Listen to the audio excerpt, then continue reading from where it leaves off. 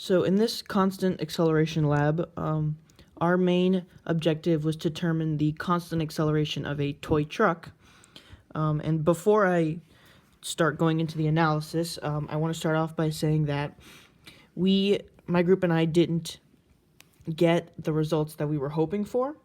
We actually got, instead of a positive acceleration, we got a negative acceleration, which I don't think was supposed to happen. But otherwise we still able to answer the objective and understand how acceleration works in regards to velocity and time.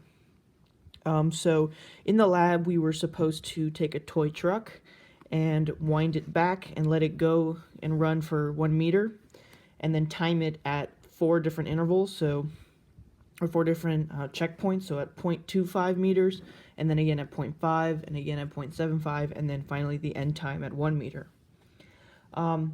So once we got the different times at the different positions, we were told we needed to graph it, which I did here, and then do like a line of best fit. However, since the car was supposed to be accelerating, it can't be a constant velocity, so our curve here is actually, our line of our best fit is actually kind of curved, because at different times there were different positions.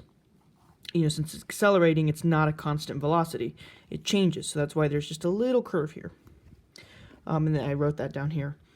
And then after that, we needed to graph a velocity over time, which should be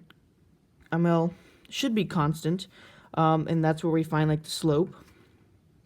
So here I have these data points, and then I found the change in velocity over the change in time, which gives me a slope of 1.54 meters per second squared. So meters per second squared is the unit for acceleration.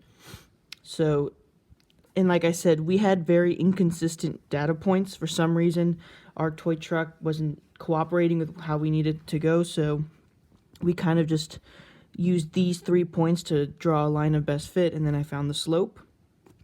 So I'm hoping that this value makes logical sense, but I don't really know because there were a lot of inaccuracies in this lab, but I think we still understand like how this works.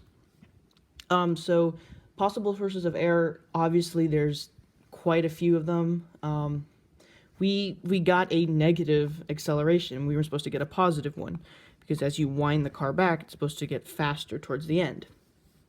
But we didn't, but that's okay.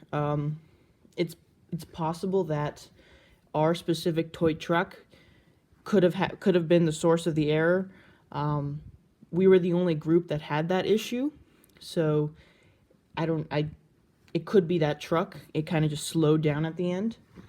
And when we were like winding the car back, it's possible that me specifically was the one that was winding the car back and letting it go. So it's possible that I could have, pulled it back too hard or too far and let it go, and that changed the speed that it went, and it changed the times. Those are all reasons why it couldn't have worked. And we only had 3 people in our group, and there were only 2 of the people were timing it. So there could have been and there were 4 checkpoints, so there could have been some delays as to when they timed each checkpoint, which could have affected the time that we then recorded in our data tables. But otherwise, like I said earlier, we still understand the concept of velocity, acceleration, velocity over time, the change in velocity.